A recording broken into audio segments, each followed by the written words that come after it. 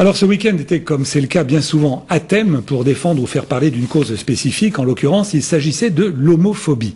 Tout de suite, rencontre avec Anne et Marine, qui hier se sont mariées à Grenoble, un mariage non officiel bien sûr, mais qui aujourd'hui sont allés déployer un drapeau arc-en-ciel au sommet de la Bastille parce que, aujourd'hui encore en France, être homosexuel, eh bien cela reste difficile à vivre.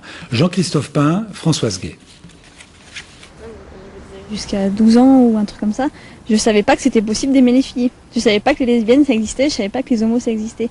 Parce que voilà, j'habite à la campagne et on m'avait jamais dit et je le savais pas, donc pour moi, je me questionnais pas est-ce que je suis hétéro, est-ce que je suis homo, parce que je savais pas que ça existait. Mais je savais que j'étais pas attirée du tout par les garçons. Je crois que j'acceptais pas l'image que la société me renvoyait et je voulais pas la mettre sur moi, du coup non, j'étais pas homo et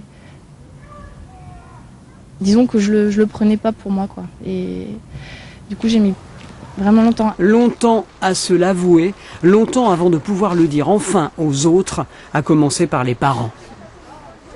Puis la première réflexion, c'est ah mais mes petits-enfants, j'en aurais pas, quoi. C'est la déception directe, la déception. Et là, je lui dis mais maman, je suis lesbienne, je suis pas stérile, hein, donc.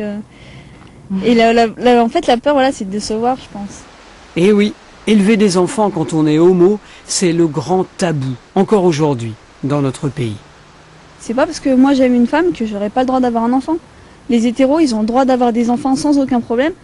Après, ils font peut-être des enfants, ils seront pas heureux les enfants. Et nous, on se questionne pour savoir si nos enfants sont heureux. Mais les hétéros, ils peuvent faire les enfants qu'ils veulent et on se pose pas la question de si leurs enfants seront heureux ou pas. Après, c'est peut-être aussi une façon de construire la famille qui est différente.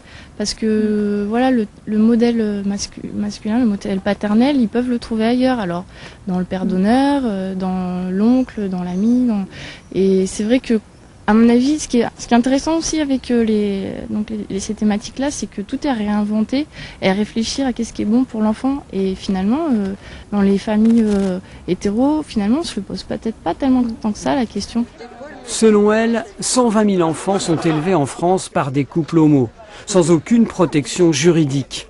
En attendant de changer les lois, Anne et Marine animent à Grenoble l'association À Jeu Égal, un soutien à celles et ceux qui n'ont pas la chance d'être compris par leur famille.